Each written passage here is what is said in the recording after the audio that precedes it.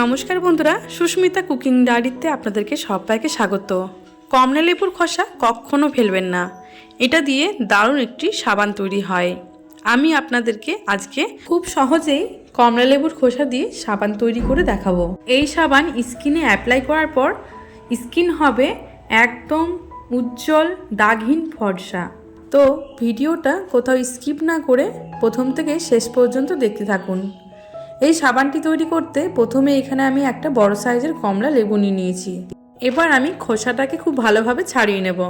খোসাটা আমার ছাড়িয়ে নেওয়া হয়ে গেছে। এরপর খোসার মধ্যে যে সাদা অংশটা থাকে সেটা আমি চামচ দিয়ে খুব ভালোভাবে যতটা সম্ভব ভালো করে বের করে নেব।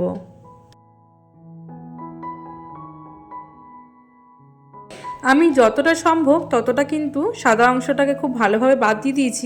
এবার ছোট ছোট টুকরো করে আমি একটা মিক্সিং জারের মধ্যে লেবুর খোসাগুলোকে দিয়ে দিচ্ছি। সমস্ত খোসাটাকে আমি এভাবে করে ছোট ছোট টুকরো করে মিক্সিং জারের মধ্যে নিয়ে নিয়েছি। এবার আমি এটাকে খুব ভালোভাবে বেটে নেব। তার জন্য একটু সামান্য পরিমাণে এখানে আমি জল অ্যাড করছি। যতটুকু পেস্ট করতে জল লাগবে ততটুকুই আমি এখানে জল দেব। এক্সট্রা জল কিন্তু বেশি দিলে হবে না, তাহলে একদম বাটাটা ভালো হবে না। আমি খুব ভালোভাবে একদম স্মুথ করে বেটে নিয়েছি। এবার মিক্সিং জার থেকে একটা বাটির মধ্যে এই পেস্টটাকে আমি নিয়ে নিচ্ছি। এবার এই সাবানটাকে তৈরি করার জন্য এখানে আমি একটা গ্লিসারিন যুক্ত সাবান নিয়েছি। এখানে গ্লিসারিন যুক্ত সাবানই কিন্তু নিতে হবে। আর সাবান তৈরি করতে গেলে কিন্তু সোপ বেশ লাগে। আমি এখানে সোপ বেশ ব্যবহার করিনি, এই সাবান দিয়ে কিন্তু খুব ভালোভাবে সাবানটা তৈরি হয়ে যাবে। আর সোপ বেশ কিন্তু সবার বাড়িতে সবসময় থাকে না। এবার এই সাবানটাকে আমি ছোট ছোট করে কেটে নিচ্ছি। আপনারা চাইলে এখানে গ্রেটার দিয়ে গ্রেট করে নিতে পারেন। এরপর আমি একটা সসপ্যান নিয়েছি, সসপ্যানের মধ্যে সব সাবানের টুকরোগুলোকে দিয়ে দিলাম। এবার আমি কড়াইয়ের মধ্যে দিয়ে দিচ্ছি কিছুটা পরিমাণে জল। জলটা যখন খুব ভালোভাবে গরম হয়ে ফুটে আসবে এর মধ্যে আমি সসপ্যানটাকে বসিয়ে দিলাম। কিছুক্ষণ পর সাবানটা যখন গলে আসবে তখন আমি চামচ দিয়ে খুব ভালোভাবে ঘুরিয়ে ঘুরিয়ে সাবানটাকে গলিয়ে নেব। সাবান কখনোই ডিরেক্টলি গরম করতে যাবেন না, এভাবে জল গরমের মধ্যে দিয়ে গলিয়ে নিতে পারেন। এটা খুব সহজে কিন্তু গলে যায়। কিছুক্ষণ পর কিন্তু আমার সাবানটা খুব ভালোভাবে গলে গেছে। এরপর যে খোসাটাকে বেটে রেখেছিলাম সেই খোসা বাটাটাকে আমি এই সাবানের মধ্যে দিয়ে দিচ্ছি। এবার আমি চামচের সাহায্যে খুব ভালোভাবে সাবানের সঙ্গে এই খোসা বাটাটাকে ভালো করে মিশিয়ে দিচ্ছি। 1 থেকে 1.5 মিনিটের মতো খুব ভালোভাবে আমার এটা মিশিয়ে নেওয়া হয়ে গেছে।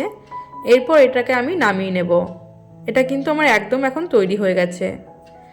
এরপর এখানে আমি একটা কাচের বাটি নিয়েছি আর একটা স্টিলের বাটি নিয়েছি।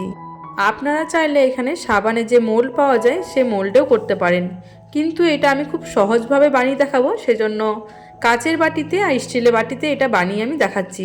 এবার আমি এই স্টিলের বাটির মধ্যে একটুখানি ভেসলিন লাগিয়ে দিচ্ছি যাতে করে সাবানটা আমাদের খুব ভালোভাবে উঠে যায়। আবারও একটুখানি ভ্যাসলিন নিয়ে আমি কাচের বাটির মধ্যেও ভালোভাবে লাগিয়ে দিচ্ছি।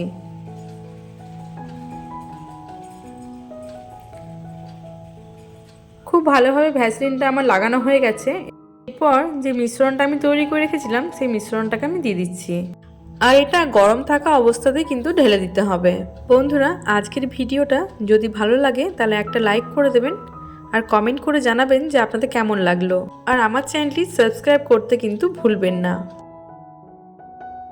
দুটো বাটিতেই আমার খুব ভালোভাবে এটাকে ঢেলে নেওয়া হয়ে গেছে।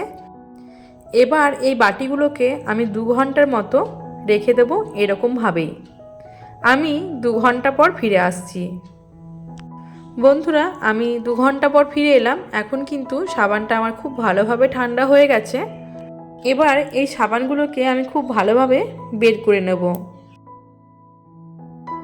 মিশ্রণটা ঢালার আগে আমি ভ্যাসলিন লাগিয়ে দিয়েছিলাম বলে খুব সহজেই কিন্তু বাটি থেকে সাবানটা উঠে আসছে।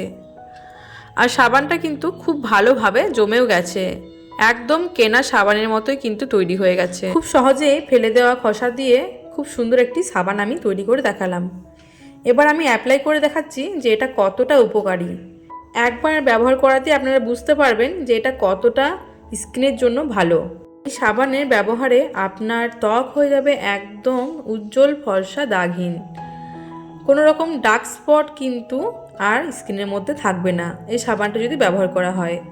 আমি হাতটা খুব ভালোভাবে ধুয়ে নিয়েছি, হাতটা কিন্তু আমার একদম সাদা হয়ে গেছে।